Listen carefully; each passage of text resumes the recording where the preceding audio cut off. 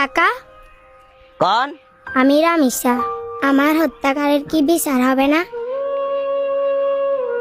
রামিসা রে, এমন একটা কঠিন প্রশ্নের সম্মুখীন আর লাগছে যে প্রশ্নের উত্তর আজ জানা নাই।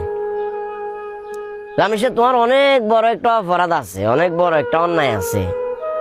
আর সে অন্যায়, সে অপরাধটা হইলো তুমি বাংলাদেশে জন্মগ্রহণ করছো। আমরা এমন একটা দেশে বসবাস করি, এমন একটা দেশে আমরা জন্মগ্রহণ করছি যে দেশে আসামি নিজের মুখে স্বীকারোক্তি দিবার হরেও ওই আসামির বিচার হয় না। ওই আসামির বিচার হইবার আশ্বাস দেওয়া হয়, কিন্তু দিন শেষে আসামি ঠিকই বারে বারে ঘুরে। রামিসা, খালি তুই নত, তোমার মতো এরকম অনেক শিশুর কান্নার আওয়াজ সময়ের সাথে সাথে বিলীন হয়ে গেছে। অনেক মায়ের চোখের জল শিরোনামের পাতার লগে মিশে গেছে।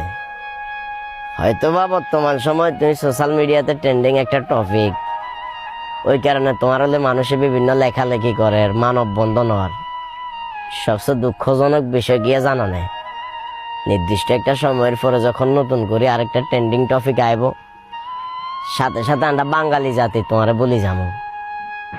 তোমার খুনি কিংবা অপরাধী যে আছে হেও শাস্তি হইতো না, কারণ পূর্বে এরকম অনেক ঘটনার শিকার হয়েছি, অনেক ঘটনার সাক্ষী হয়েছি। যথেষ্ট পরিমাণ প্রমাণ, যথেষ্ট পরিমাণ সবকিছু থাকার পরেও আসামির কোনো বিচার হয় না। রামিসা, এই দেশে মানুষের কোনো মূল্য নাই, এই দেশে মূল্য আছে মামা খালুর। যার যত বড় হেডমালা মামা খালু আছে, সেই দেশে তত বেশি রাজত্ব করে। আমরা গরিব অসহায় যারা আছি, আমরা বিভিন্ন জায়গায় কারণে কিংবা কারণে লাঞ্ছনার শিকার লাগে, বঞ্চনার শিকার লাগে। তুমি যে প্রশ্নটা আমরা করছো না, এই প্রশ্নটা খালি তোমার কান্ন, এই প্রশ্নটা আরো। রামিসা হত্যার বিচার কি আসলে হইতো না?